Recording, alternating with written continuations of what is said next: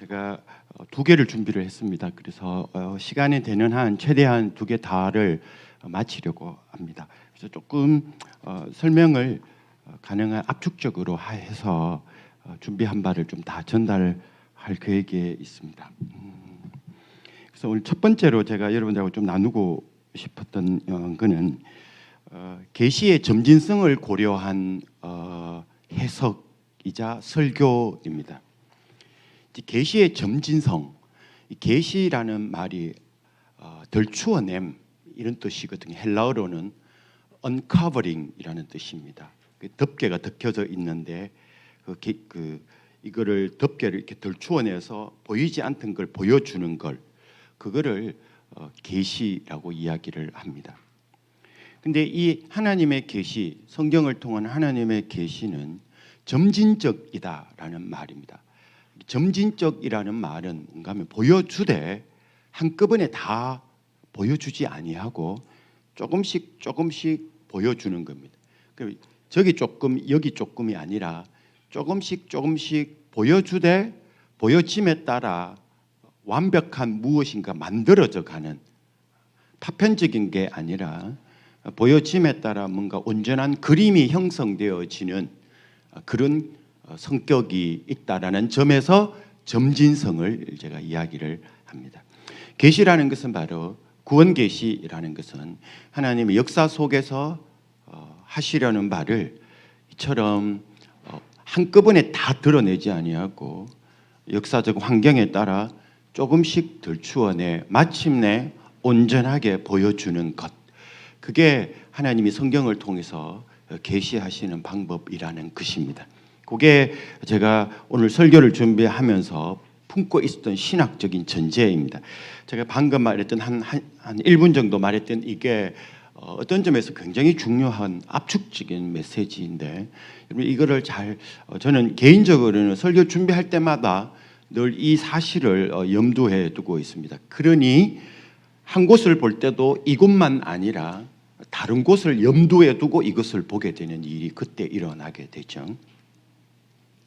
이게 바로 계시의 점진성을 고려할 때 우리가 가질 수 있는 이 멀티 레이어라 그러죠. 다층적 구조에서 본문을 보는 거. 여기를 보지만 저기를 동시에 같이 보면서 여기를 의미를 파악해 나가는 것. 그게 우리가 성경을 해석하는 거나 설교를 준비할 때 반드시 염두에 두어야 되는 것입니다. 그런 점에서 이런 방금 이야기했던 이곳을 보지만 저곳을 보고 지금을 생각하지만 그때와 앞으로까지도 염두에 두는 그런 관점이 어떻게 가능한가? 그 밑에는 바로 계시의 점진성이라는 신학적인 굉장히 중요한 틀이 있습니다.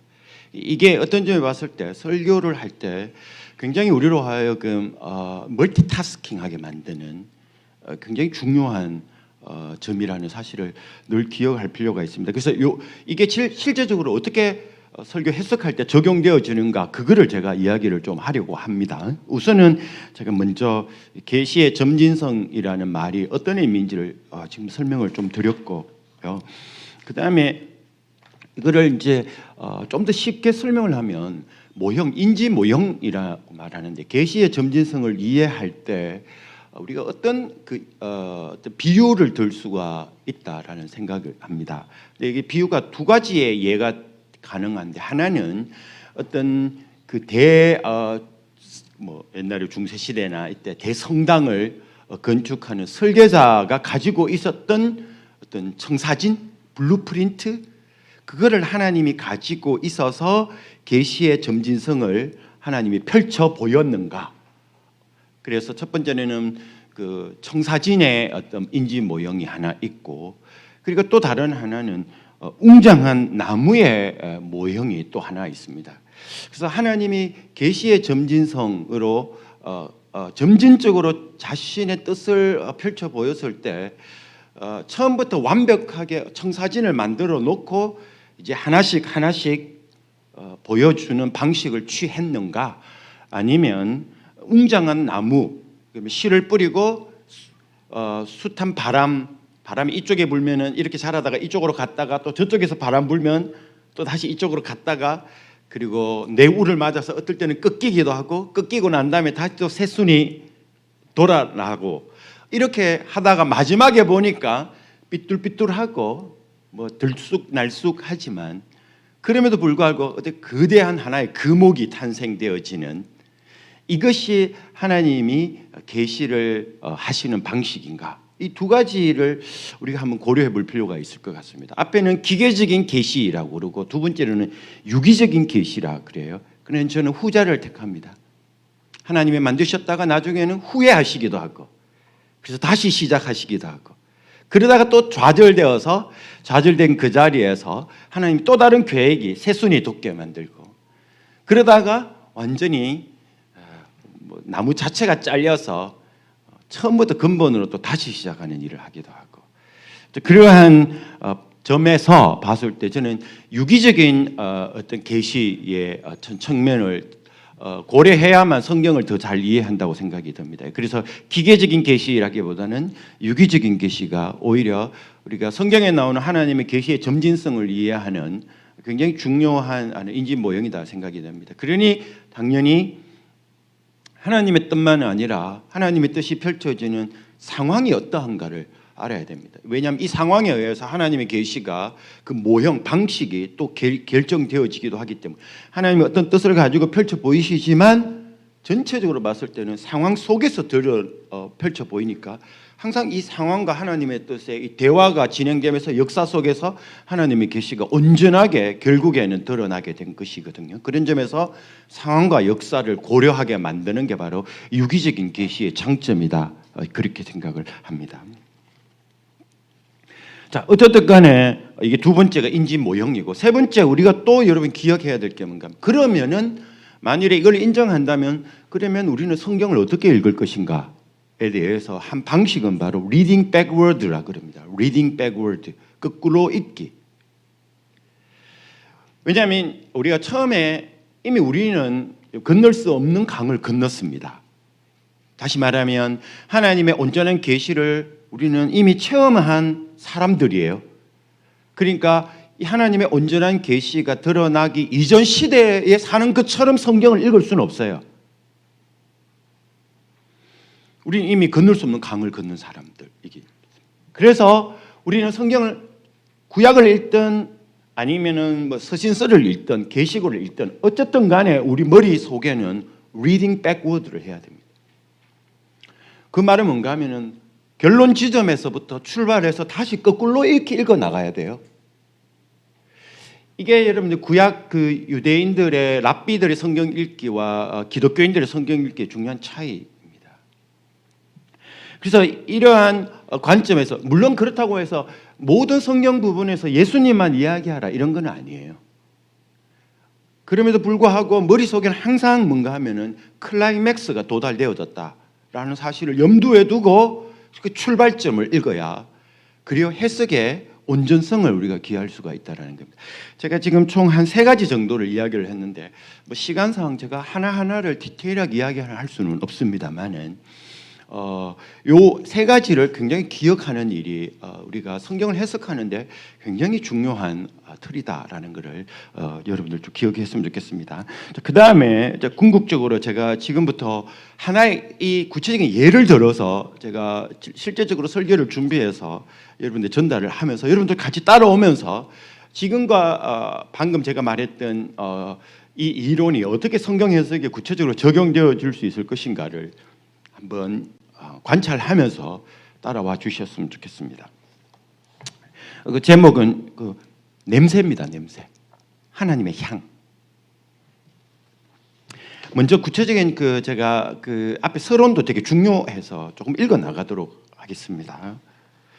사람은 그 외부와 소통을 위해서 그 오감을 사용합니다. 이거 오감 없이 커뮤니케이션은 불가능해요. 근데 오감은 눈으로 보는 시각, 귀로 듣는 청각, 그리고 코로 냄새 맡는 후각, 입을 통한 미각, 그리고 피부가 갖는 촉각입니다. 이게 오각이거든요. 모든 그 perception이라고 그러죠. 이렇게 소통, 대상을 이해하고 받아들이는 거는 이 5가지 감각 없이는 불가능한 겁니다. 그런데 이 5가지 감각을 이 거리에 따라 구분이 가능해요. 그런데 이 시각은 멀리서도 관찰이 가능합니다. 그런 점에서 이 원접 감각이라 그러죠. 그런데 미각, 맛, 그다음에 촉각, 그다음에 냄새, 후각, 귀로 듣는 청각은 멀리 있으면 불가능해요. 가까이 있어야 됩니다. 그래서 근접 감각이라 이렇게 말합니다. 냄새 맡았다. 이 말은 굉장히 뭔가 가까이 경험했다라는 신호예요. 들었다 이 말도 가까이 경험했다 이런 의미를 가지고 있습니다. 그런데 근접 감각, 가까운 감각 중에서도 또 차등이 있습니다. 가까운 감각 중에서 청각은 조금 멀리 있어도 괜찮아요. 미각과 근데 이 미각 맛하고 후각은 청각보다 더 가까이 있어야 됩니다. 그리고 후각과 미각 중에 가장 가까운 것은 미각이죠. 그러나 일단 두 개는 후각과 미각 둘 다는 가장 어떤 점에서 근접 감각이라고 가장 가까이 있을 때만 경험되어질 수 있는 실체입니다. 내가 뭐 냄새를 난다, 맛을 알았다라는 것은 굉장히 내가 밀접하게 뭔가 경험했다라는 겁니다. 죽음의 맛을 보았다라고 말하는 것도 똑같은 거죠. 그래서 하나님과의 관계는 어떨까 이 말입니다. 그래서 하나님을 알고 만나는 그리고 경험하는 일은 오감하고 무슨 관계가 있냐? 이 질문을 한번 해볼 필요도 있습니다. 우리 특히 개혁파 교회에서는 이렇게 강론과 설교가 중요한데 보통 다 청각입니다. 물론 이런 점에 봤을 때 말씀을 통해 하나님의 은혜를 받는다라고 말할 때도 청각을 통한 하나님의 임재를 경험하는 것이죠. 그런데 어떤 점에 봤을 때 영성이라는 것, 신비로운 체험, 이거는 오감과는 구별될 필요가 있지 않냐 이런 질문도 가능합니다. 하지만 제 판단은 이 영성 자체도 오감을 배제하는 게 아니라 그거를 뛰어넘는 겁니다. 뛰어넘는 거하고 배제하는 건 차이가 있거든요. 성령의 임재를 우리가 생각을 해보십시다. 성령의 어떤 감동을 받았을 때는 가슴이 뜨겁고 그리고 눈물이 나고 또 귀와 입으로는 기도를 드리고 이러한 일들이 일어나죠. 말씀을 귀로 듣고 또 소리로 기도하고 눈물이 나는 이 감각, 촉각, 이 모든 감각들이 어우러지면 나중에 하나의 그 인간이 포메이션이 일어나요. 하나님 만났다라는 그 경험 자체가 하나의 나를 형성해 나가요. 왜냐하면 우리는 어떤 감각을 통해서 하나님을 만났기 때문에. 그러니까 그게 오래 가죠. 우리의 메모리 속에 지속적이고. 그래서 이처럼 성령의 오심도 인간의 오감을 포함해서 전인적으로 경험되어지는 사건입니다. 전인적으로. 그래서 제가 오늘 나누고 싶은 것은 후각을 통해서 하나님을 아는 일이 무엇과 같은 건가? 이게 성경이 후각을 통해서 하나님을 경험하는 데서 관심이 없다라고 말할 수 없는 겁니다. 그러면 후각을 통해서 하나님을 만나는 일이 과연 뭘까에 대해서 한번 우리가 묵상을 좀 해보려고 합니다. 후각은 가까이 있을 때 느끼는 감각입니다. 근접 감각입니다. 그런데 후각은 이상하게 맞다 보면 더 이상 이 감각이 작동이 안 돼요. 처음에는 향이 나는데 자꾸 맡으면 우리는 마비된다고 말하는데 마비가 아니라 그게 향이 자기게 돼요. 동화가 일어나요. 동화. 그러니까 후각을 맡다 보면 어느 순간에부터 그 냄새가 더 이상 안 난다는 것은 뭔가 하면은 저쪽하고 내하고 하나가 됐다라는 신호입니다. 그래서 냄새 난다라는 것 자체는 이방인에 대해서 경계적인 언어로 사용되어지고 있는 겁니다. 굉장히 이 후각은 동화력이 뛰어난 겁니다. 그래서 냄새를 맡을 수 없다라는 게 아니라 혹은 향이 사라졌다라는 향은 사라지지 않습니다. 오히려 맡다 보면 안 나는 거는 그 향이 내 몸의 일부가 된 겁니다. 내가 향이 된 거예요. 그래서 이 향과 존재는 하나가 되는 겁니다. 향과 존재는 하나가 됩니다. 그래서 이 후각을 통해서 뭔가 이렇게 어필이 된다 이 말 자체는 굉장한 어떤 동화작용을 일으키는 어떤 효과가 있다라는 것을 기억할 필요가 있습니다. 그래서 향은 처음에는 이제 내가 맡고 내가 맡거든요. 근데 나중에는 어떻게 되는가 하면은 나는 몰라요. 왜냐하면 마비가 되니까. 근데 그 다음에 어떤 일이 일어나는가 하면은 나를 만나는 사람은 다시 맡게 돼요. 그리고 나하고 오래 살다 보면 그 사람도 내가 맡은 향을 더 이상 맡지 않게 돼요. 그래서 향 공동체가 만들어지게 되는 겁니다. 각 집에마다 독특한 향이 나죠. 근데 집안 식구들은 몰라요. 같은 향을 안 맡고 있다. 나는데도 그거는 이미 그 공동체가 형성되어졌다는 거죠. 그래서 향은 어떤 타자를 인지하는 굉장히 중요한 도구입니다. 향을 통해서 뭔가를 호소를 한다는 것은 굉장히 존재와 존재의 만남을 일으키는 중요한 사건이거든요. 그리고 나중에는 동화를 일으키고 그리고 향 공동체를 만들고. 근데 이 또 중요한 것은 기억인데 후각과 기억이 또 중요한데 후각은 인간의 기억을 돕습니다. 여러분 우리가 향을 우리가 어떤 기억을 한다 이렇게 말할 때 우리의 기억은 우리가 맡았던 향과 연관이 되어집니다. 봄날의 라일락 향기 생각해 보세요. 라일락 생각하면 여러분들 그 봄 그리고 어떤 아련한 추억들이 또 오지 않습니까? 어떤 사람이나 장소 그리고 특정 시절이나 사물은 향과 함께 마음에 저장이 돼요. 이렇게. 그리고 그 향을 생각하면 그 존재도 사건도 기억하게 되고요. 그래서 불쑥불쑥 우리의 메모리 안에 그게 리멤버링이 되어져요. 그래서 우리의 삶을 영향을 미치고 우리를 어떤 판단을 하게 하고 어떤 결정을 하게 만드는 것도 향을 통한 우리의 메모리를 리멤버링 시키는 것입니다. 우리 인간이라는 게 다 그렇습니다. 그래서 향은 사람의 기억을 기억하도록 돕고 또 기억나도록 돕는 겁니다. 하나님은 모세에게 어떤 향을 만들고 그것을 성결하게 하라고 말하셨어요.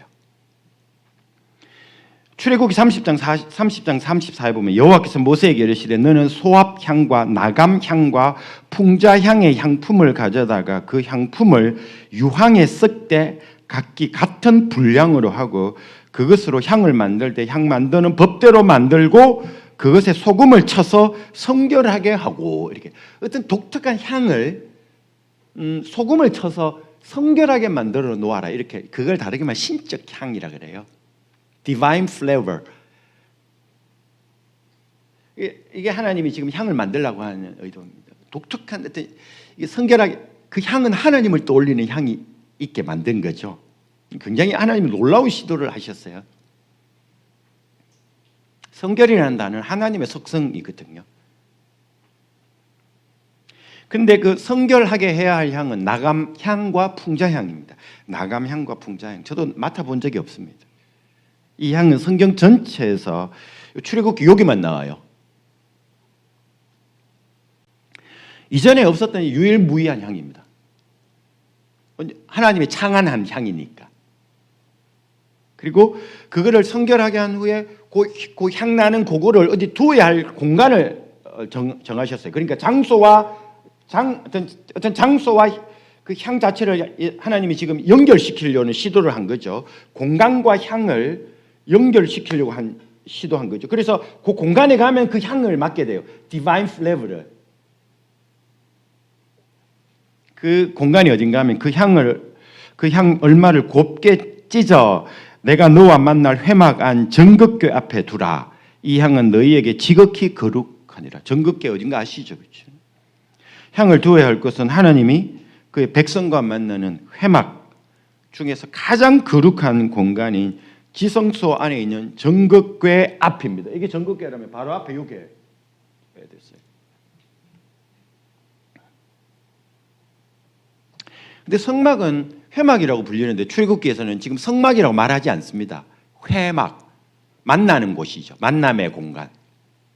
하나님이 그의 백성과 만나는 그 공간, 만남의 장소 고기 그렇게 불렀어요. 고기에다 그 향을 맡게 만들어라 이렇게 말했어요.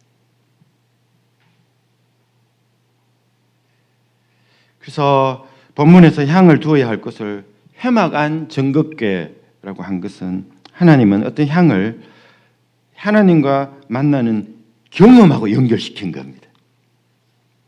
사람들이 이제 집에 이제 살 때는 모르죠. 집에 살 때는 모릅니다. 그런데 하나님을 만나려고 회막으로 가면 그 가까이 가면 그 독특한 향이 나요. 물론 지성소죠. 회막에도 가도 어렴풋이 나요.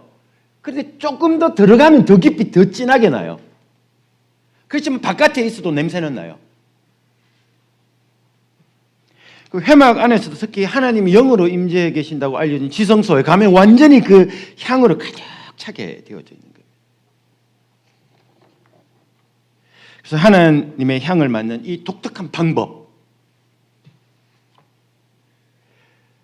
이거를 하나님은 엄격하게 정하셨는데 굉장히 중요한 틀입니다.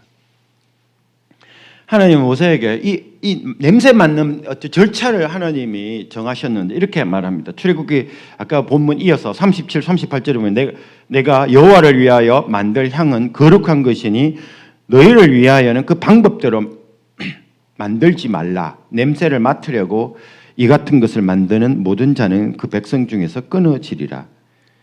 자, 이게 중요한데요. 이 향은 오직 하나님이 영으로 머무신다고 알려진 지성소에만 두고 절대로 사사로이 만들면 안 돼요. 심지어 그 냄새를 맡으려고 향을 만드는 자는 백성 중에서 냄새 한번 맡으면 끝나는 겁니다. 이게 냄새를 맡으려고 만든다라는 것은 집에서 개인적으로 후각의 즐거움을 위해서 집에서 만드는 거예요. 그러면 끝나는 겁니다. 오직 하나님 만나러 가는 지성소 안에서 회막 안에서만 은은하게 나고 지성소에서만 나도록 만들어낸 겁니다.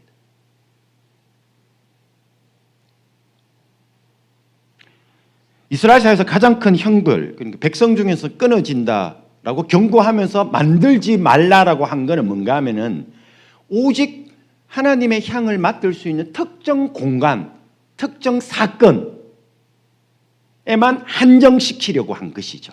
공간적으로는 지성소, 사건적으로는 만남이라는 그 사건. 그것을 통해서만 디바인 플레이버를 맡을 수가 있게 된 것입니다.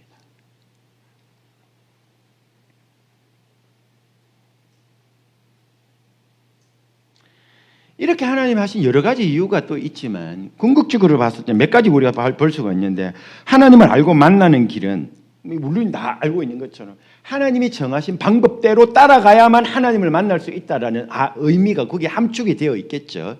이거는 향과만 관계된 게 아니라 지성소 혹은 성막 시스템 자체를 통해서도 말하고 있는 바이기도 합니다만. 그래서 하나님을 만나는 곳은 지성소이어야 하고 하나님이 정하신 방법대로 그리고 하나님이 보여주시는 만큼만 알게 된다. 이거를 지금 이야기를 하고 있는 겁니다. 회막에서는 맡을 수 있는 그 냄새의 질이 한정이 되어 있어요. 또 지성소 안에서도 맡을 수 있는 양이 지정되어 있고요.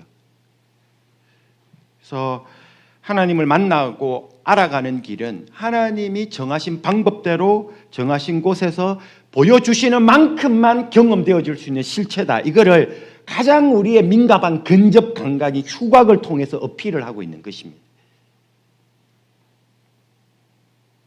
근데 중요한 것은 하나님이 그렇게 해서 고유하게 남겨두시려는 하나님의 향이 어떤 냄새일까라는 겁니다.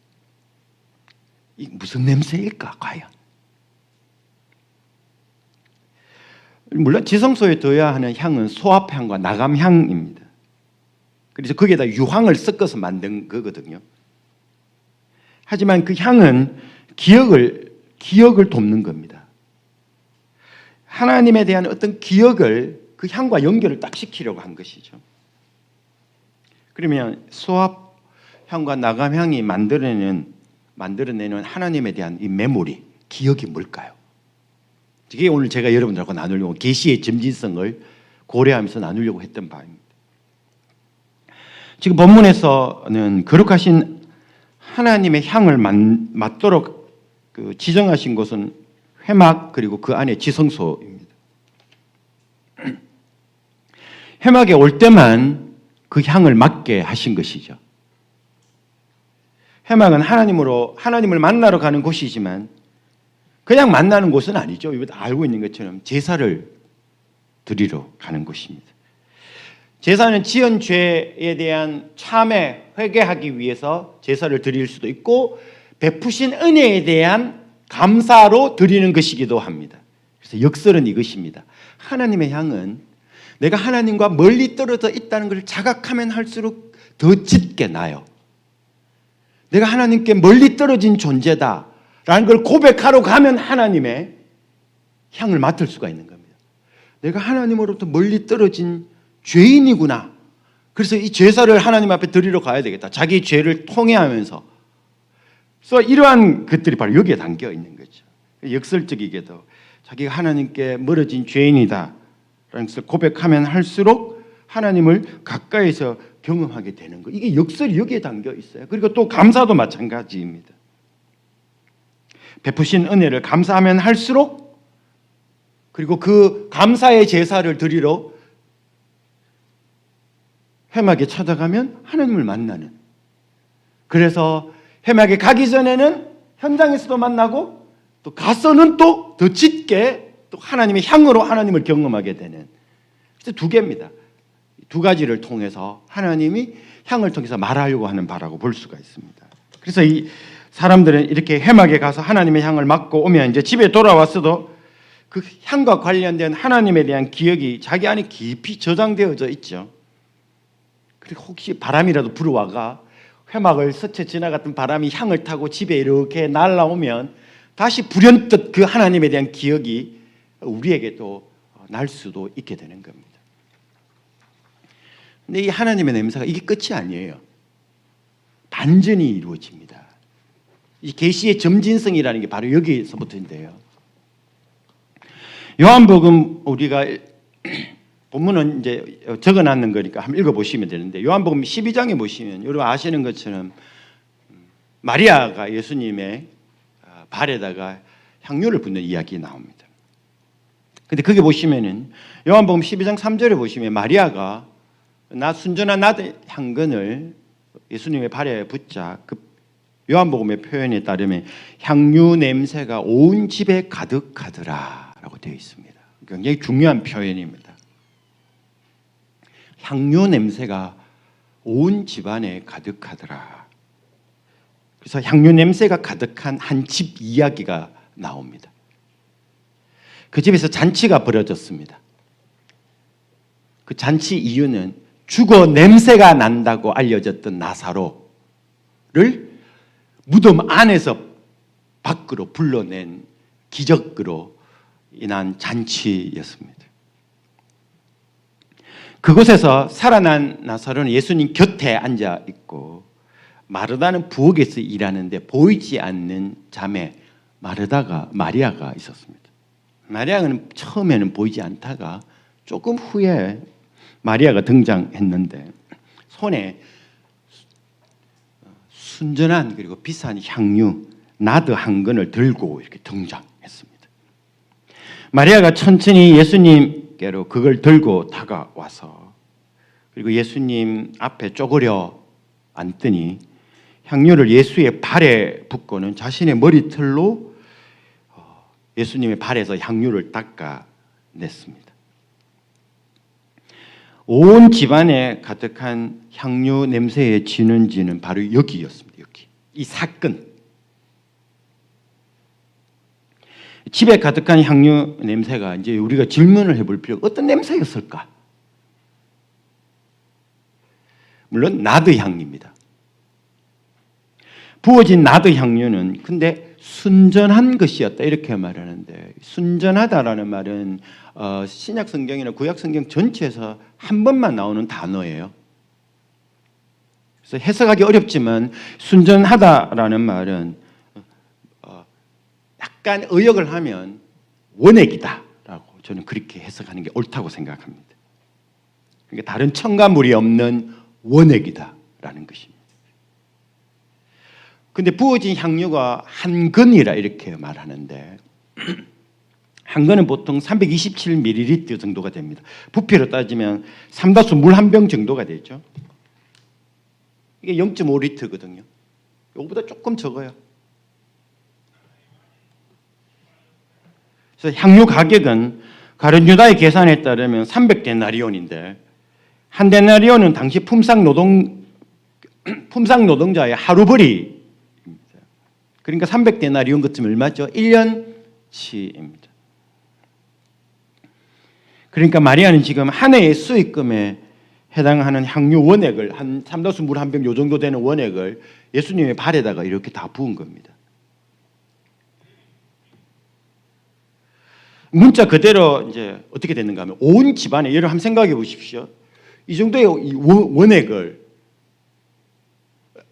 발에다가 이렇게 부었다고 다 생각해 보세요. 이 온 교회 안에 냄새가 다 날 수도 있습니다. 온 교회만 아니라 온 동네가 이 냄새로 아주 진짜 날 수가 있는 일이었습니다. 그 향은 나드 향이에요. 하지만 나드 향만은 아닙니다. 왜냐하면 사복음서 중에서 특별하게 요한복음은 상징적 해석을 하도록 저자가 의도를 해요. 왜냐하면 요한복음에 보시면 예수님 스스로 내가 포도나무고 내가 생명의 떡이고 내가 빛이고 내가 길이다라고 말하기 때문입니다. 그러니까 예수님 말씀 자체가 비유적으로 해석을 하도록 예수님이 의도하고 계신 거예요. 그러니 향유 냄새가 온 집안에 가득했다라는 사건도 단순히 나드 향이 났다 이 정도로만 해석하면 저자의 의도를 따라가는 게 아니에요. 다른 복음서는 모르겠는데 요한복음은 그렇게만 해석하면 안 됩니다. 예수님께서 제자들에게 베드로에게 내 양을 먹이라 라고 말한 것도 마찬가지예요. 이 모든 말은 문자 외에 가리키는 다른 뜻이 있다는. 그러니 마리아가 향유를 부었을 때에 온 집안에 향유 냄새가 가득했다라는 말은 단순히 나드 향이 가득했다라는 말 그 이상 다른 것을 가리키고 있는 겁니다. 예수님이 내가 길이다라고 말할 때 예수를 이해하려면 길을 이해하고 난 다음에 예수를 이해하는 것과 마찬가지이죠.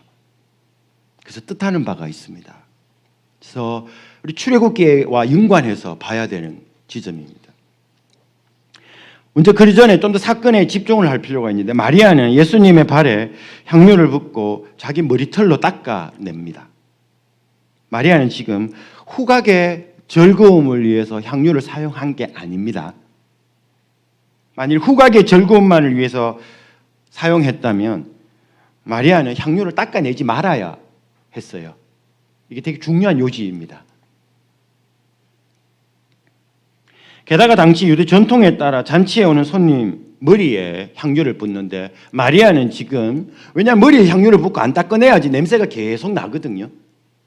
근데 마리아는 지금 향유를 예수님의 발에다가 붓고 그 다음에 머리털로 그걸 닦아냈어요.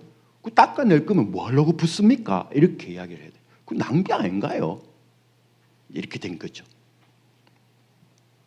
마리아는 예수님의 발을 씻고자 향유를 부은 겁니다. 후각을 위해서가 아니라 발을 씻고자 향유를 사용한 거예요. 그 결과로 향이 가득하게 됐습니다. 의도하지 않았던 향이에요.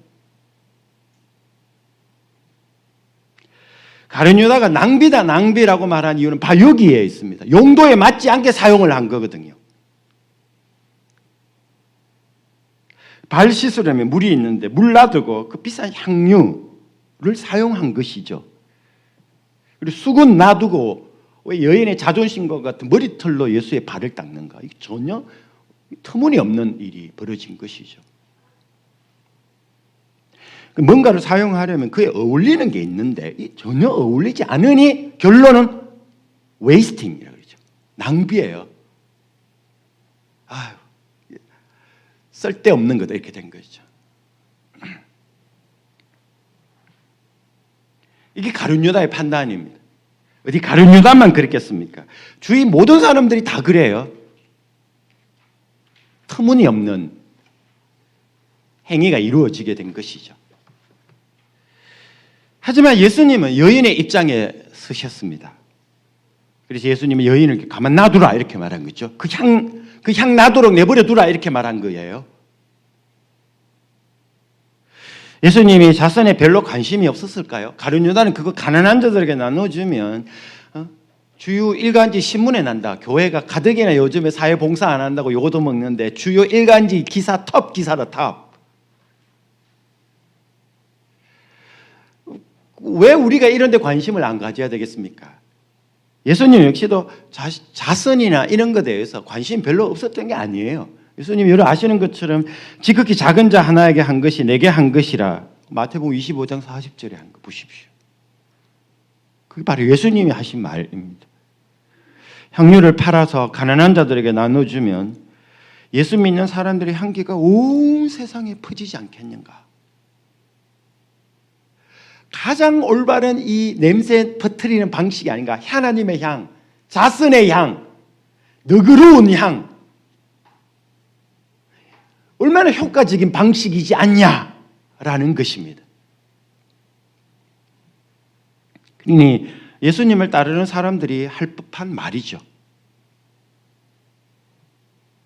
그런데 지금은 아니에요.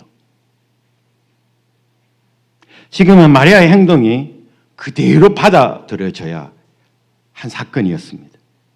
아무리 자선이라는 사회적 가치가 중요해도 그게 모든 것을 잠재울 수는 없습니다. 이게 되게 중요합니다. 비록 사회가 관심이 없더라도 자선 앞에서 모든 것은 뒤로 물러나야 하는 게 아니다라는 걸 말하고 있습니다. 자선도 잠재울 수 없는 그 어떤 다른 향이 있다라는 겁니다. 그래서 예수님이 지금 마리아의 행동을 받아줘라 이렇게 말하고 있는 겁니다. 그 지켜야 되는 그 향이 있어요. 독특한. 자선의 향, 배제하지 않지만 그걸 초월하는 독특한 다른 향을 예수님은 남겨놓고 싶었던 것이죠. 예수님은 마리아의 행동에서 온 집, 온 마을을 혹은 주석을 보시면 온 세상을 가득 채울 향이 있다라고 아셨고 그리고 직접 그 향을 예수님은 맡으신 거지요.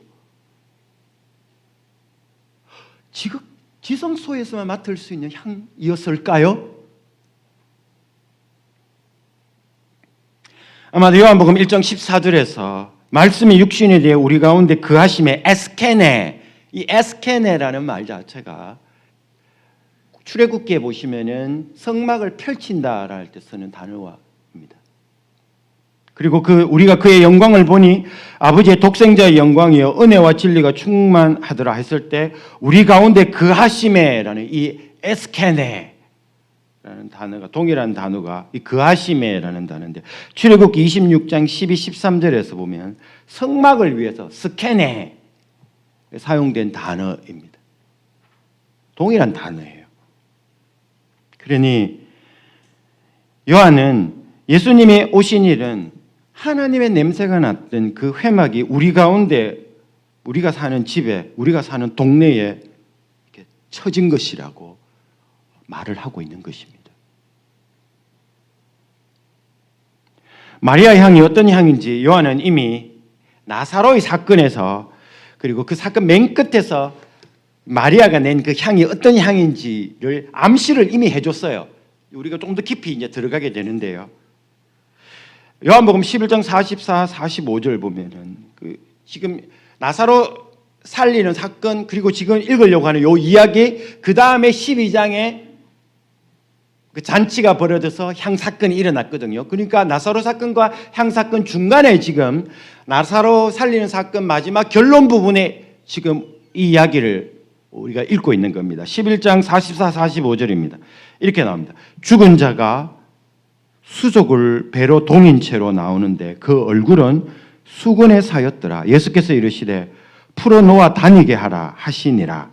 마리아에게 와서 예수께서 하신 일을 본 많은 유대인이 그를 믿었으나 굉장히 이상한 일이 여기 나와요. 나사로가 살아난 사건의 결론에서 갑자기 누가 나옵니까? 마리아가 나와요. 마리아가. 보면 이렇습니다. 수족을 풀어 놓아 다니게 하라 하시니라 하고 끝났는데 곧바로 누가 나오는가 하면 마리아에게 와서 예수께서 하신 일을 본 많은 유대인이 그를 믿었으나 이렇게 나옵니다. 진짜 이상한 본문이에요. 많은 유대인들이 나사로 사건 이후 예수님을 믿게 됐는데 누구를 보고 믿었는가 하면 마리아 보러 왔다가 예수를 믿게 됐다고 이야기를 하고 있어요. 그들이 마리아를 보러 왔다가 와서는 예수님께서 하신 일을 보고 예수님을 믿게 되었다고 한다는 볼 수 있습니다. 물론 이거는 죽은 자를 방문할 때 누구 살아있는 자의 얼굴 보고 가죠. 마리아를 보러 왔다 이렇게 볼 수도 있습니다. 마리아가 그 당시 가장 영향력이 있는 인물이었다 이렇게 볼 수도 있고요. 언니보다 오히려 동생 마리아가 더 지역사회에 대표적인 역할을 했다 이렇게 해석할 수도 있습니다. 어쨌든 간에 근데 내러티브 흐름으로 보면 굉장히 독특해요.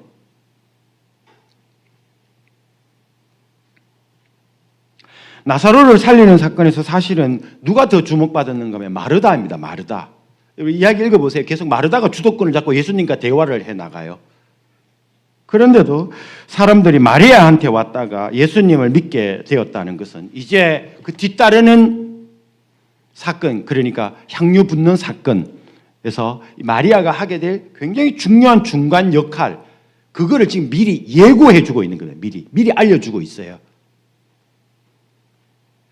사람들이 그리스도께서 장막친 에스케네, 장막친 그 집에서 예수님이 잔치집에 오셨는데 그게 장막이 쳐진 것입니다. 요한복음 1장에 따르면 장막 쳐진 그 집에서 그리스도를 아는 냄새를 맡되 마리아의 향을 통해서 그리스도를 아는 냄새를 맡게 된다는 겁니다.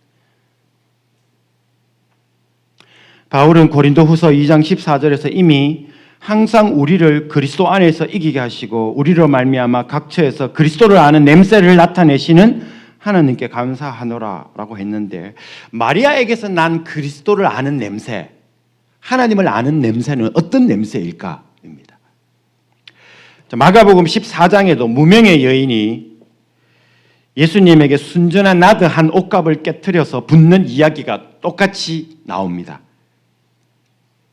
근데 그 이야기는 요한복음의 것과 동일 사건을 다루는 이야기로 알려져 있습니다. 같은 이야기다 이렇게 봅니다. 저도 그렇게 봅니다. 그런데 그 이야기에 두 이야기의 차이가 있어요. 마가복음 14장에 보시면은 무명의 여인이 그 나드 향을 어디에 붓는가 하면 예수의 머리에 부어요. 근데 요한복음에는 발에 부어요. 냄새의 진원지는 예수의 발입니다. 예수의 발걸음을 보아야 돼요. 예수의 발걸음이 향을 내는 진원지가 된 겁니다. 이제 우리의 관심은 예수의 발걸음에 집중을 해야 됩니다. 거기서부터 하나님을 아는 냄새가 나기 시작한 겁니다. 마리아가 예수님을 알게 된 것은 바로 앞에서 예수님이 취하신 어떤 발걸음 때문이에요. 마리아는 예수를 통해서 하나님을 알았다면 예수의 어떤 발걸음을 통해서 하나님을 알게 된 것이죠. 그리고 향을 거기에 부으면서 그 향이 온 동네에 온 코스모스에 그 하나님을 아는 향을 풍기게 된 겁니다. 진원지는 발이에요. 마리아가 알게 된 예수의 발걸음은 어떤 발걸음일까요? 예수님이 나사로가 살던 유대 지역에서 활동하다가 강으로 피신해 갔습니다. 그게 10장입니다. 유대 지역에서 활동을 했다가 강으로 도망가셨습니다. 근데 그때에 그들이 다시 예수를 잡고자 하였으나 그 손에서 벗어나 나가시니라. 예수님이 잡힐 위기를 모면한 거죠. 그래서 숨어서 다른 데로 도망가셨는데 그게 강이었습니다. 유대를 떠나서 그쪽으로 피신하신 이유는 예수님이 나와 아버지는 하나이다 이렇게 말하자 사람들이 돌을 들어 예수님을 치려고 했기 때문이었습니다. 그리고 종교 지도자들은 예수님을 잡고자 했습니다. 본문에 보면 그게 나옵니다. 그래서 예수님은 잡히지 않고자 강가로 가신 겁니다. 그래서 예수님이 피신처로 요단강에 머물고 있었어요. 그게 10장이거든요. 자기를 잡아 죽이려고 하니까 예수님 피해서 강에 숨어 계셨습니다. 근데 이게 강가에 이렇게 머물고 있는데 마리아와 마르다가 그곳에 사람을 보냈습니다. 주님, 당신이 사랑하시는 자가 병들었습니다. 와주십시오. 전가를 보냈어요. 오빠가 죽어가고 있었던 겁니다. 당신이 사랑하는 자가 죽어가고 있습니다. 발걸음을 옮겨주십시오. 근데 예수님은 이틀을 그 지역에 안 가고 더 머무셨어요. 고민이 되셨을까요? 저는 그렇다고 생각됩니다. 가면 굉장하게 위기를 겪을 수가 있는 겁니다. 하지만 이틀 후에 예수님은 새롭게 결심을 하십니다. 나사로에게 사랑하는 사람이 있는 그곳에 가려고 결심을 하신 겁니다. 그래서 유대 땅으로 가자라고 제자들에게 이야기하자 제자들이 놀라서 이렇게 말해요. 랍비여, 방금도 유대인들이 돌로 치려 하는데 또 그리로 가시나? 죽고 싶습니까, 주님? 이렇게 판단을 내린 겁니다. 지금까지 안 갔던 것처럼 계속 여기 있으십시다. 예, 예수님은 우리 친구 나사로가 잠들었도다. 그러나 내가 깨우러 가노라 라고 하셨습니다. 예수님의 결심이 굳게 선 것을 보니 도마가 체념한 듯이 이렇게 말합니다. 우리도 주와 함께 죽으러 가자. 가면 죽는다라는 걸 모든 제자들이 다 알고 있었던 겁니다. 이후 살벌한 분위기 속에서 예수님은 유대 땅에 도착해서 나사로를 무덤에서 나오게 하셨어요. 결과가 무엇입니까? 맞습니다. 예상대로 대제사장들은 공회를 모으고 그를 잡아 죽이려는 결정을 딱 내려요. 그게 11장 47, 53입니다. 이날부터는 그들이 예수를 죽이려고 모의하니라. 이제는 공개적으로 결정 나는 겁니다. 대제사장이 예수님은 없어지는 게 낫다고 판단을 했어요. 그때 세웠던 논리가 터무니없지만 오늘날 우리 사회의 정치 공작이죠. 이 사람 예수를 그냥 두면 점점 많은 사람들이 그 주위에 모여지게 될 것이고 그러면 로마인들의 눈에 우리가 반란을 일으킬 준비를 하고 있다라고 생각하게 될 것이고 너희 정치 지도자인 책임지고 있는 너희는 뭐 했노? 라고 공격이 우리에게로 향할 것이다. 그러니까 우리는 너무 피곤해진다. 그러니까 이 사람이 점점 더 세력이 왕성해지기 전에 아예 싹부터 잘라버리자 이렇게 된 거예요. 놔두면 세력이 커지면 우리만 피곤해진다는 거예요. 뒷감당 못한다. 로마인들이 우리 보고 책임 추궁하면 누가 그거 책임질래? 아예 자라기 전에 잘라버리자 이렇게 된 거예요. 한 명 죽고 우리 사는 게 안 낫나 이렇게 된 겁니다. 얼마나 정치 공작이죠. 한 사람이 죽고 우리 모두가 살 수 있다면 그를 없애는 게 왜 나쁜 일이겠느냐라고 판단을 내린 겁니다. 이에 대제사장들과 바리새인들은 온 지역에 공문을 보냅니다. 공문. 이게 이 공문을 보내는 이야기가 향사건 이전이에요. 그러니까 나사로 살리고 그 다음에 공문 보내는 이야기, 그 다음에 향사건이 있거든요. 뭐 공문 내용이 이랬습니다. 누구든지 예수 있는 곳을 알거든 신고하여 잡게 하라. 모든 사람에게 방을 다 붙였습니다. 보거든 신고해라. 즉각 출동하겠다. 완전히 이제 분위기가 삼엄해졌습니다. 예수 수배령이 내려진 것입니다. 예수는 이걸 왜 몰랐을까요? 가면 이렇게 진행될 거라는 걸 알았습니다.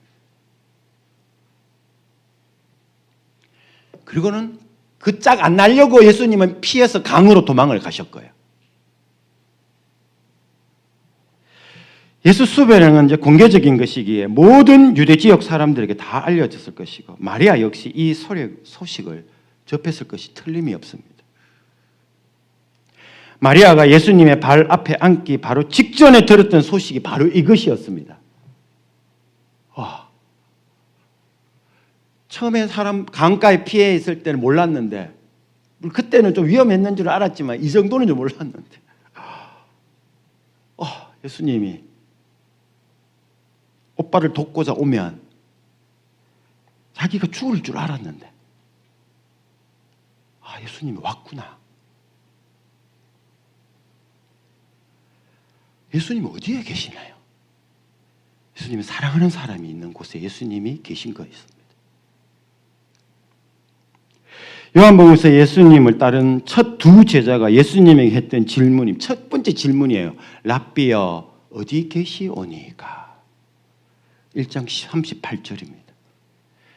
예수님이 계신 곳은 예수님이 사랑하는 사람이 있는 곳에 계십니다. 사랑하는 사람이 있는 곳에 예수님은 발걸음을 옮기십니다. 마리아가 쪼그려 앉아 향유를 붓고 그의 머리털로 닦은 예수님의 발은 바로 그런 발걸음이었습니다.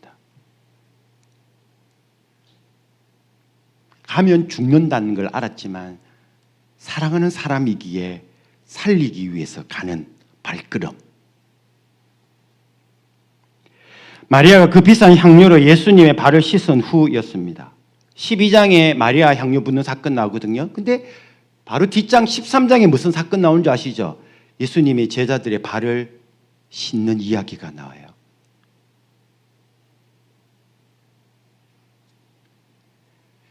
예수님의 발을, 제자들의 발을 씻기 이전에 최초로 발을 씻은 분이 바로 마리아였어요.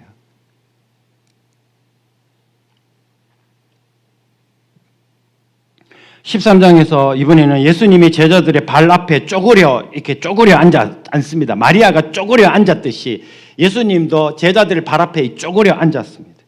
그리고는 제자들의 더러운 발을 하나하나 씻으십니다. 모든 더러움을 자신이 친히 닦아내신 것이죠. 이번에는 머리털이 아니라 수건으로 닦아내셨습니다. 예수님 왜 그렇게 하셨을까요? 13장 1절에 보면 이렇게 말합니다. 세상에 있는 자기 사람들을 사랑하시되 끝까지 사랑하시니라. 1장 18절은 예수님을 아버지 품속에 있던 독생자 하나님이라고 말합니다. 제자들 발 앞에 앉아 있기 전에 예수님은 아버지 하나님의 품에 계셨어요. 예수님의 삶의 자리는 아버지의 품에서 제자들 발 앞으로 급격하게 이동이 되어진 것입니다. 그리고는 아버지 품에 계셨던 분이 제자들 발 앞에 앉아 그 더러움을 씻어내고 계십니다. 예수님이 계신 곳은 바로 자기가 사랑하는 사람이 있는 곳입니다. 좀 과하지 않나요? 약간 오버한다는 느낌이 들죠. 맞습니다. 연출 느낌이 들어요. 아무리 그래도 그렇지.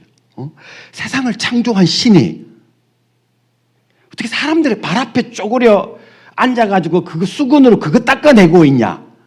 그렇게 할 일이 없나? 낭비 아니가? 신성의 낭비 아니가? 영광을 좀 오버하는 거 아닌가? 맞습니다. 하나님은 낭비하는 사랑을 하셔요. 자신을 영접하지도 않는 사람들에게 찾아가셔요. 신성을 낭비하고 자신의 위엄을 낭비하고 어울리지 않는 행위를 하시죠. 어디 제자들의 발 앞이 천지를 창조한 신이 앉아 있어야 할 자리인가요? 자신의 영광을 낭비하고 계시는 겁니다. 어디 그 신성을 쓸 데 없어서 사람들의 더러운 발 씻는 데 서시는가? 인간이 무엇이기에 자신을 비우시고 인간들 앞에 쪼그려 앉아 그들의 더러운 발을 씻어 주십니까? 우리가 무엇이기에 죽을 줄 알면서도 찾아와 오빠를 살려주고 자신은 이제 목숨이 위태로운가요? 카러스펀딩이 안 된다 그랬죠. 이쪽하고 이쪽이 이렇게 진짜 안 어울려요. 이렇게 매치가 안 돼요. 그러나 가까이 가면 맡을 수 있는 게 후각입니다. 멀리 떨어지면 판단만 하거든요. 그게 후각이에요. 후각은 가까이 가면 됩니다. 자꾸 맞다 보면 이게 자기가 돼요. 안 맡은 사람 보면 이게 이상한 냄새다. 이게 뭐지 이게? 연출이다. 뭐 이렇게 말하고 신하다라고 말하지만 가까이 가면 맡으면 자기의 것이 됩니다. 바로 사랑 때문이죠. 사랑은 낭비하는 겁니다. 마리아가 그들에게 찾아온 예수의 발걸음을 보며 발견한 게 바로 이 하나님의 사랑입니다. 온 세상에 가득하게 된 그 향은 하나님의 향이었는데 바로 사람을 위해서 낭비하는 사랑이었어요. 그게 예수의 발걸음에 담긴 겁니다. 마리아가 자기 향을 발에다가 부으면서 부각시키려고 했던 하나님의 향이 바로 그 향이었습니다.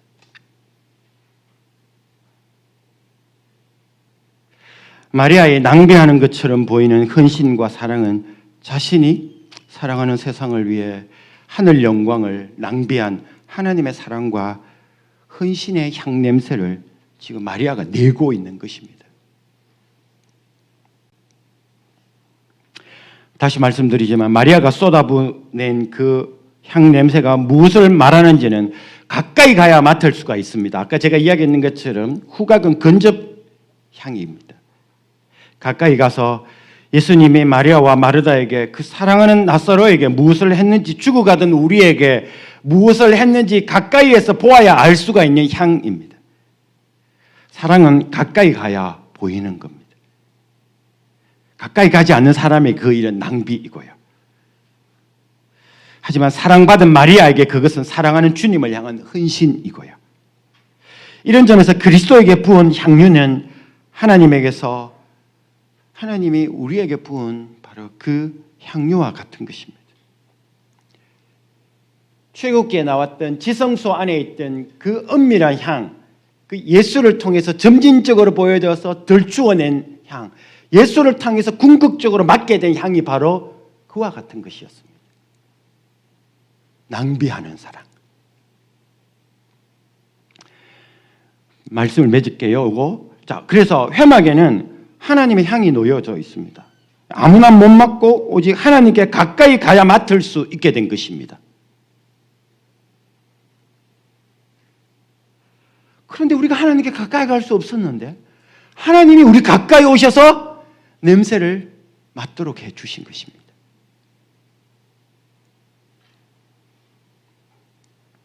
그래서 어느 날 아직 성소에 가지 않았는데도 향유 냄새가 아주 짙게 나기 시작을 한 것입니다.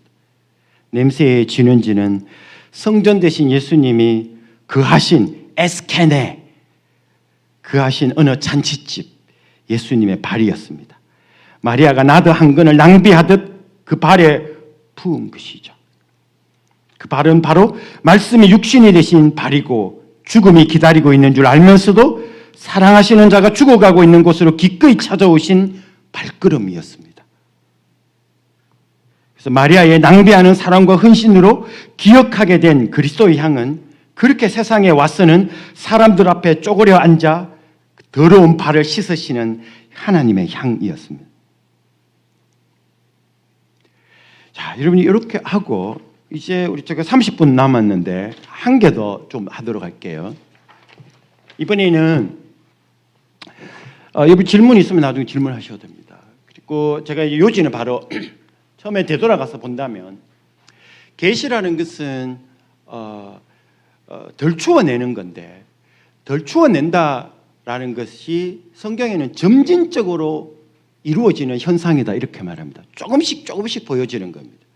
그래서 구약에서는 하나님의 향이 나왔지만 이게 무슨 냄새인지 애매하게 제사나 감사 제도를 통해서만 드러났지만 그런데 예수 그리스도를 통해서 계시가 절정에 이루었다고 말할 때 그 사건 안에서 향이 어떤 향이었는지를 보고 다시 우리가 거꾸로 성막에 나타났던 지성소의 향에 대한 이해를 가질 수가 있는 것입니다. 이게 바로 리딩 백워드라 이렇게 이야기를 합니다.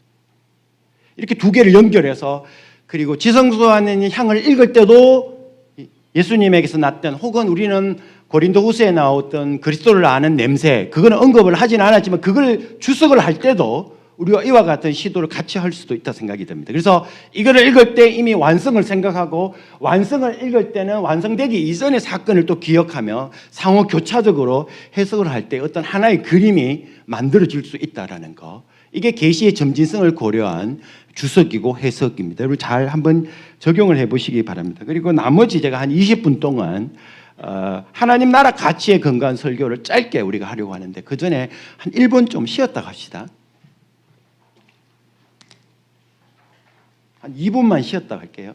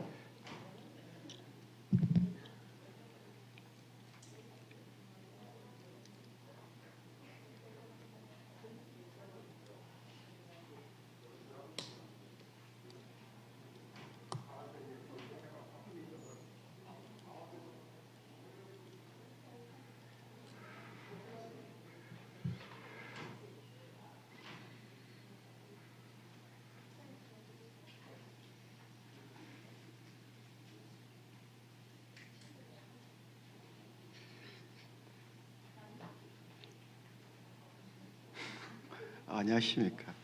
심지.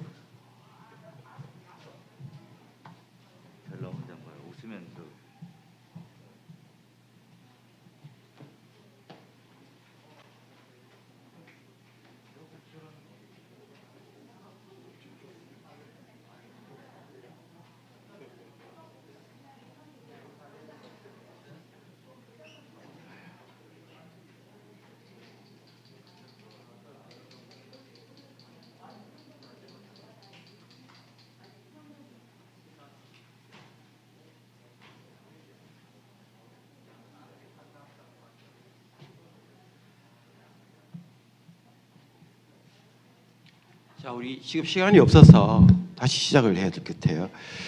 여러분 다시 이게 우리가 구약도 그렇고 또 신약도 그렇고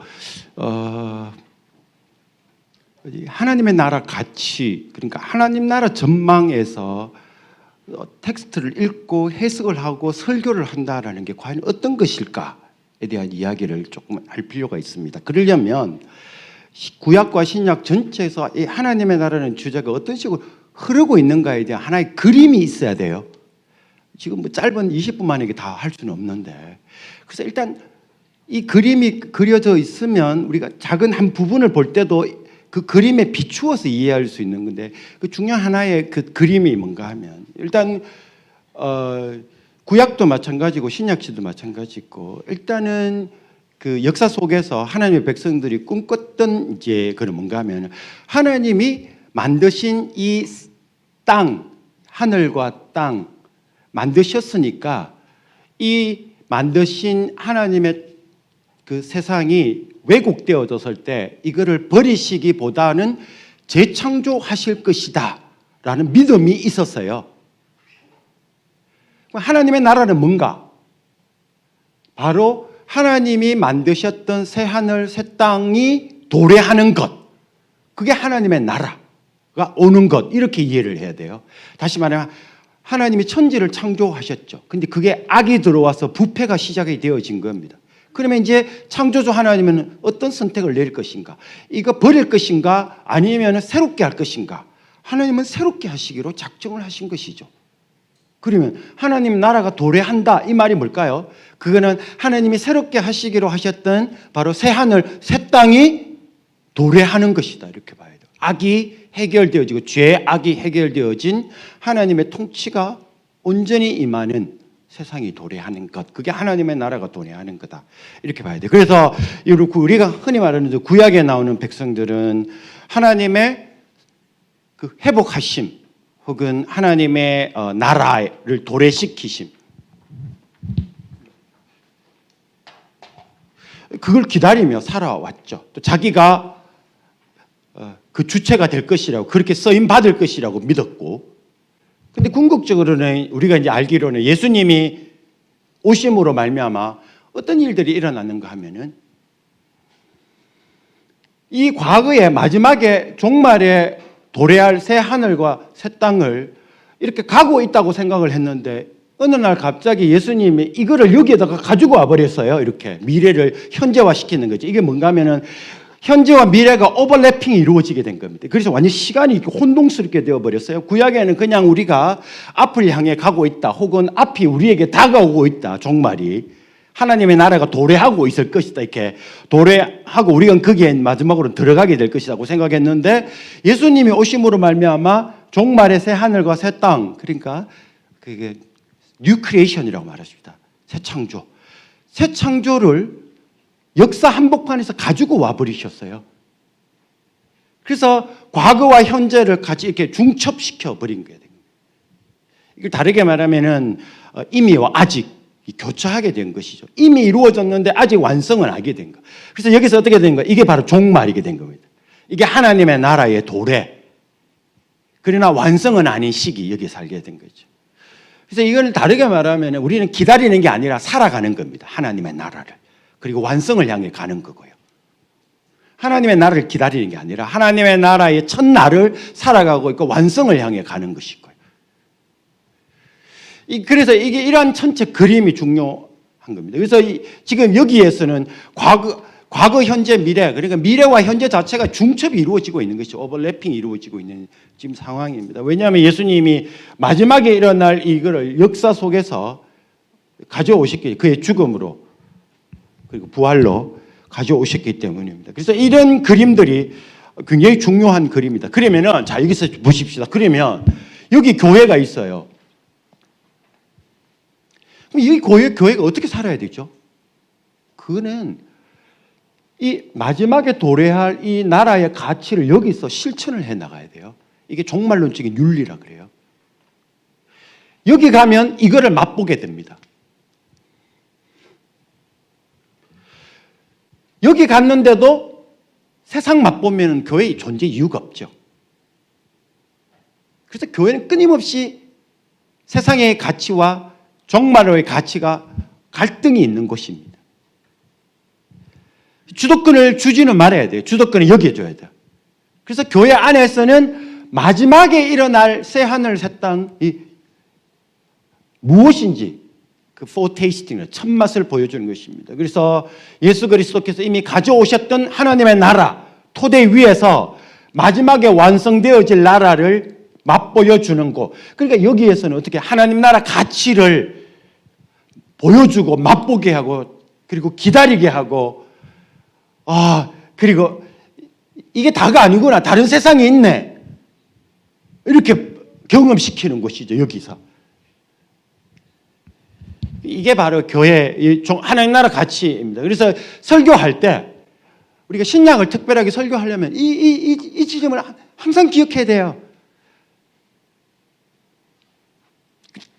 제가 하여튼 시간이 없어서 일단 이거를 우리가 잘 기억을 해야 되는데 근데 구약은 또 어떤가? 지금 제가 예를 들면 나봇의 포도밭을 가지고 이야기를 하는데 나봇의 포도밭 사건 자체는 어떤 점에 봤을 때 전체 이 예수님이 가져올 이 하나님의 나라도 미래적인 사건이고 그리고 그들이 내다보았던 마지막에 악이 척결되어진 온전하게 새로워진 이것도 미래적인 사건이고 그래서 여기서는 어떤 점에서 봤을 때에 어렴풋이 그 나라의 가치를 체험하는 곳이죠.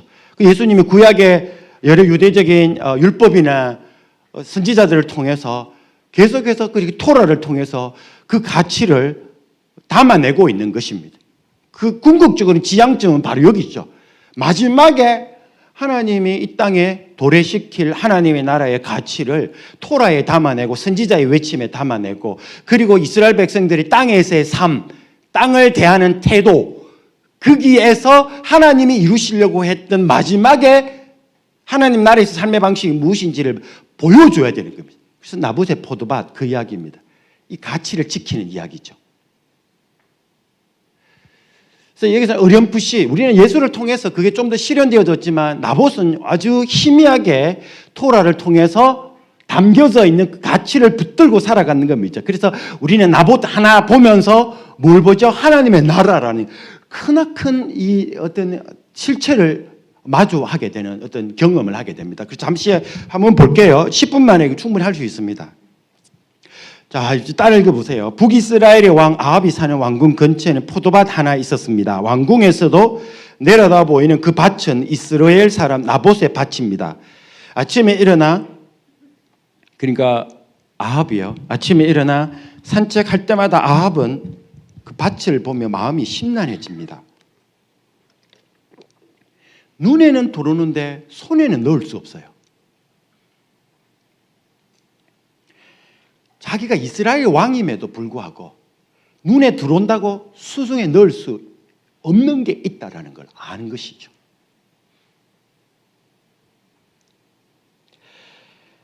그깟 밭 하나 때문에 어떻게 고민할 수 있나 왕이 라고 생각하면 이미 그는 하나님 나라 가치가 아니라 가나안 족속 세상의 가치에 따라 살아가려고 한 사람이 되는 겁니다. 적어도 아합은 보는 대로 취할 수 없는 게 있다라는 것 이거를 통해서 그 고민 취하지 않음을 통해서 하나님 나라의 가치를 그래도 보여줄 수 있는 역할을 했던 것이죠. 이스라엘에서는 왕이라도 어쩔 수 없는 게 땅입니다. 이스라엘이 약속의 땅에 들어갈 때 하나님께서는 그 땅을 각 부족에게 기업으로 나눠주시며 말씀하셨어요. 토지는 다 내 것이라 너희는 거류민이요 동거하는 자로서 나와 함께 있느니라. 이스라엘 사회에서 땅은 자기 마음대로 팔거나 교환할 수 없게 해놓으셨어요. 절대로 이거는 그러니까 건드릴 수 없다 이렇게 된 거죠. 야베스가 내 지경을 넓혀달라. 그게 땅 넓혀달라는 이야기가 아닙니다. 그러면 그렇게 해석하면 완전히 성경을 왜곡하는 겁니다. 어쨌든 간에 그 조치는 두 차원에서 뜻하는 바가 있었는데 첫째는 하나님과의 관계입니다. 인간이 사는 날 동안에 한시도 발을 떼놓을 수 없는 게 뭔가 하면 땅입니다. 땅. 땅을 두고 인간의 판매권을 제한하신 것은 삶의 주인이 네가 아니다. 네가 네 발밑에 있다고 네 마음대로 못하는 게 있대. 그걸 말하면서 이게 주도권이 통치권이라는 게 내한테 있는 게 아니구나. 이거를 죽을 때까지 발에 땅을 디디면서 생각을 해야 돼요. 몸으로의 깨달음이죠. 내가 인생을 책임지고 있다. 아니라 하나님이 주관하고 있다. 이거를 깨닫게 하는 게 바로 땅이었습니다. 그래서 땅 팔지 말라고 한 거죠. 발을 딛고 있지만 이것이 내 것이 아니구나. 세상에는 내 마음대로 할 수 없는 게 있구나. 와 같은 이 존재론적 사유를 죽을 때까지 하도록 하나님이 만들어 놓은 겁니다. 둘째는 사회적인 정의인데 하나님은 땅을 이스라엘 각 가정의 유산으로 주셨어요. 그 각 가구에 주신 것은 모든 가정이 그 땅 위에서 최소한의 삶을 보장받아야 돼요. 그것을 빼앗는 것은 물론이고 판매할 수도 없었던 것은 땅은 하나님이 보장하신 각 가정의 고유한 사유재산이에요. 그거 건드리면 안 돼요. 최소한의 삶의 보장이 이루어져야 돼요. 누가 돈을 빌려 가놓고 이제 갚지 않는다고 해가지고 그 집안의 땅은 빼앗을 수 없었습니다. 빼앗더라도 7째 해는 되돌려 주어서 희년의 법을 정한 것이죠. 적어도 이스라엘 사회에서는 각 가구가 가진 땅에 대한 재산권은 신적으로 보장받은 겁니다. 사유재산을 보장받아야 돼요. 이거는 인간이 살기 위해서는 최소한의 기본소득 이 정도는 주어져야 돼요. 그거 안 지켜주면 그건 하나님의 법에 어긋난다라는 겁니다.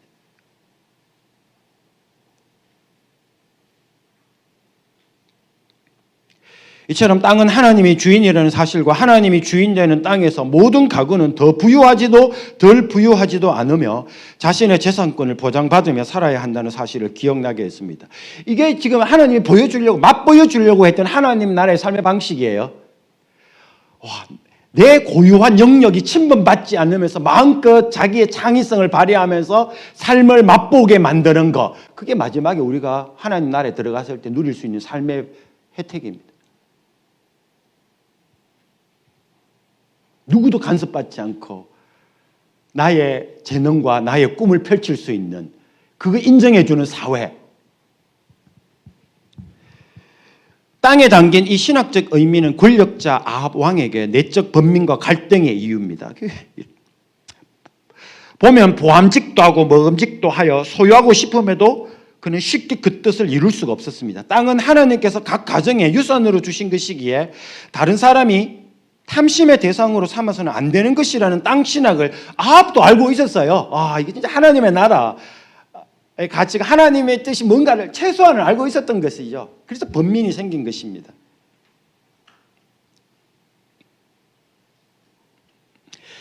아합왕은 그것을 볼 때마다 자신 안에 일어나는 탐심과 그것을 이룰 수 없는 권력의 한계를 동시에 경험하고 있었던 겁니다. 신학과 야망이 계속 충돌이 일어나요. 그래서 어느 날 큰 결심을 합니다. 이래가지고는 못 살겠다. 그래서 포도밭 주인 농부 나봇을 불러 거래 시도합니다. 내 포도원이 내 왕궁 곁에 가까이 있으니 내게 주어 채소밭을 삼게 하라. 내가 그 대신에 그보다 더 아름다운 포도원을 내게 줄 것이요. 만일 당신이 좋게 여기면 그 값을 돈으로 내가 네한테 줄게. 이렇게 말했습니다. 아합은 그 밭을 구입해서 비타민C 공급하려고 한 겁니다.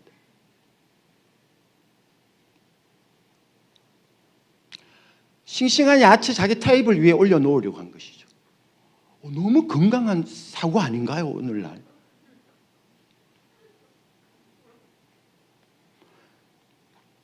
내 식탁의 영양분의 정도를 위해서 포도밭 팔아라. 만일에 우리가 신학이 없으면 너무 정당한 글이에요. 우리 시대 상거래법으로 보면 무리가 없습니다. 아합은 정당하게 값을 지불하겠다고 제안했습니다. 심지어 다른 포도원을 줄 것이고 포도밭을 원하지 않으면 내가 돈 주겠다. 돈. 뭐가 문제입니까? 제안은 합리적이고 정당하고 제안자는 예의 발라요. 그런데 우리의 생각과는 달리 나봇은 안 팔겠다고 단연코 거부합니다. 이유는 간단해요. 내 조상의 유산을 왕에게 주기를 여호와께서 금하실지라. 그러니까 가치가 있었던 거죠. 의식이 있었어요. 의식. 이게 중요한 겁니다. 진짜. 나봇은 이스라엘의 땅에 가진 신학적 의미를 기억하고 있었던 겁니다. 땅의 주인이 왕이 아니라 하나님이시라는 걸 인정한 것이죠.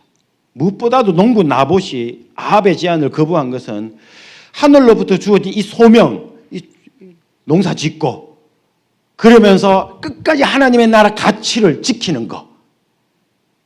이거 종교개혁자들은 이것을 외적 소명이라 그랬죠. 이 소명을 내가 이윤 창출의 도구로 전락시키지 않겠다라는 선언이죠.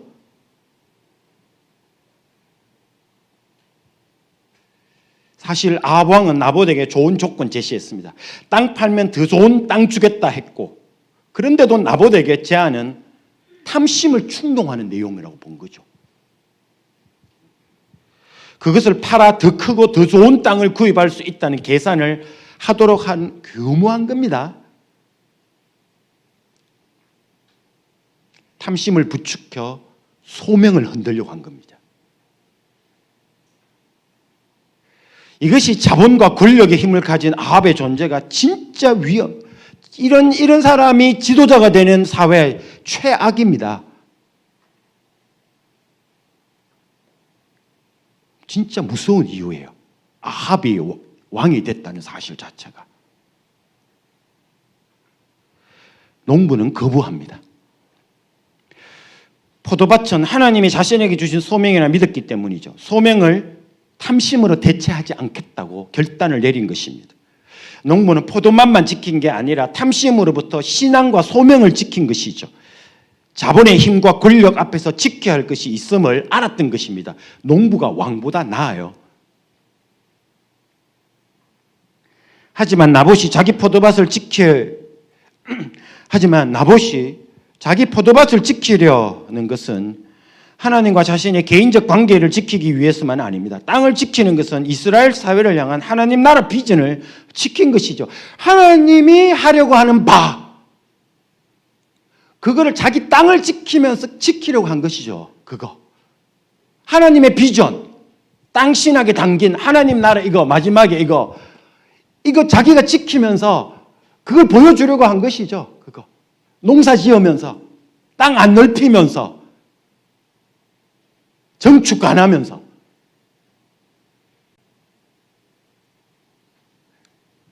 나봇은 땅을 팔지 않으므로 이스라엘 사회는 부한 자가 더 부해지고자 혹은 힘을 가졌다고 각 가구의 땅을 집어삼키는 일을 하는 사회가 돼서는 안 된다. 이스라엘 사회는 그런 사회가 되면 안 된다라고 이야기하는, 농부가 선지자예요. 모든 가구가 각 토지 위에서 안정된 삶을 살아야 한다는 것이 나봇의 믿음이었습니다. 이걸 지킨 겁니다. 나봇이 거부하려고 했던 말 들어보면 그로 현재의 권력과 탐욕에 순응하지 않게 만든 비결이 무엇인지 말입니다. 저는 안 팔겠습니다 할 때 나봇이 근거로 들었던 게 뭔가 하면은 내 조상의 유산 이렇게 말해요. 내 조상의 유산, 우리 아버지, 우리 어머니가 지켰던 신앙인데요. 이 땅 지키면서 타협하지 않고 정대 안 하고요. 팔지도 않고요. 외적 소명을 지키면서 살아온 건데 우리 아버지, 엄마가 가르쳐 준 건데요. 나봇의 신앙 바로 부모님한테 받은 거죠. 팔지 않았던 아버지, 엄마.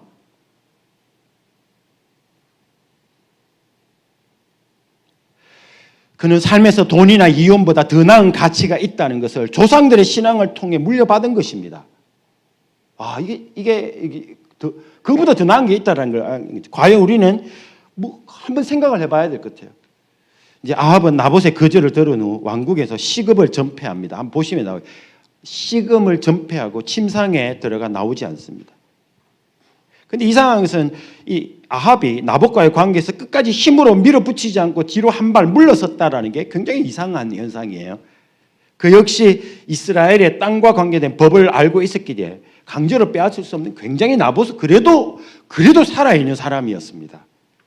근데 소가리가 시작됐습니다. 아합의 몸살은 우리의 몸살을 이제 보여주죠. 똑같습니다. 우리 몸살이나 아합의 몸살이나 똑같아요. 완전히 이 시대의 가치를 따르지 않고 그렇다고 온전히 하나님의 말씀을 따르지도 못하고 중간에 끼어서 끙끙 앓고 있는 오늘날 이 교회의 모습하고 교회의 몸살하고 똑같은 거죠. 이때 이세벨이 등장합니다. 굉장히 더 이제 getting worse가 되어집니다. 이세벨은 이방 시돈 사람으로 가나안의 신이었던 바알을 섬기는 사람입니다. 이세벨은 아합이 한계에 부딪히자 그로 하여금 끝을 보도록 끝까지 밀어붙입니다. 탐심으로 시작한 아합이 하나님 나라 원칙을 만나서 선을 넘을까 말까 고민하고 있을 때 이세벨은 아합이 선을 넘도록 촉매 역할을 한 겁니다. 이론적 백그라운드를 제공해 줘요. 아합 뒤에는 이세벨이 있었고 이세벨 뒤에는 가나안 문화와 신이 있었던 겁니다.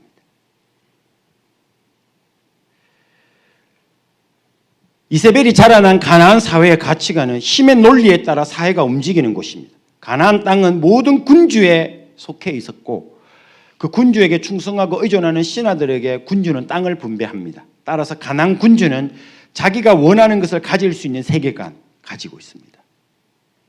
그런 사회에서 자란 이세벨에게 아합은 도저히 이해가 안 돼요. 이 아합, 이세벨의 가치관이 아합의 행동이 이해가 안 돼요. 어떻게 그걸 고민을 할 수가 있냐 이렇게 된 거예요. 힘을 가졌으면서도 땅의 주인은 하나님이다라는 말도 안 되는 가치 때문에 몸살을 앓고 있는 왕에게 이제 이렇게 말합니다. 지금 왕이시여 이스라엘의 나라를 다스리십니까? 당신의 힘을 이용하십시오. 이스라엘 사회에 들어와 삶의 원리가 된 힘의 논리는 이제 가난한 농부 나봇을 없애기 위해 머리를 맞댑니다. 영리한 이세벨은 칼로 나봇을 위협하지 않습니다. 대신에 글을 이용합니다. 편지를 써요. 그리고 편지는 거짓입니다. 아합의 이름으로 편지를 씁니다. 편지의 수신자는 나봇이 사는 동네 귀족들과 장로들입니다. 요즘 말하면 통장, 동장, 이장이죠. 편지 내용은 이렇게 말합니다. 먼저 금식을 선포하고 불량자 2사람을 세워서 그들로 나봇이 하나님을 저주하는 것을 들었다고 말하게 한 후 그를 돌로 쳐 죽이라 라는 내용이었습니다. 이에 동네 귀족들과 장로들은 이세벨의 말대로 합니다. 하나님의 말씀을 지키려 했던 농부 나봇은 하나님을 모독한다는 거짓말로 목숨을 잃습니다. 이게 사회입니다. 그 정은자가 불량배였는데도 사람들은 전부 다 불량배의 말을 들어요. 이게 이세벨과 아합이 다스리고 있는 사회가 만들어낸 모습입니다.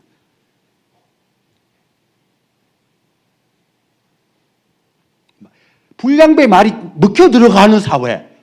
이게 얼마나 무슨 사회입니까?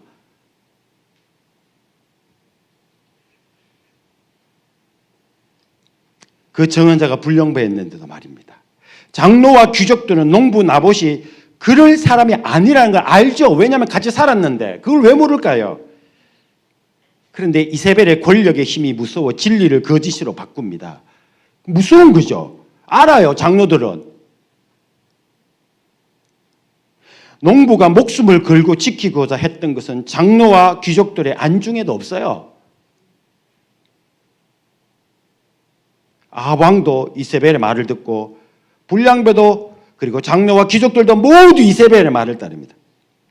당시 아합의 통치 하에 있었던 이스라엘 사회 뒤에는 이세벨이 있었습니다. 오케이. 예. 나머지는 읽어보세요. 뒤에서 마치라고 말씀하셨어요. 자, 요지는 제가 말하는 게 요지는 나머지 읽어보시면 되는데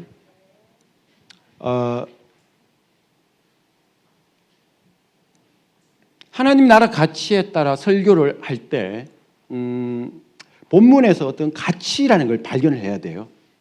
그 주인공을 통해서 이 사람이 무엇을 하려고 했을까? 하나님이 무엇을 말하려고 했던가? 그거를 단순히 윤리로만 해석하지 마시고요.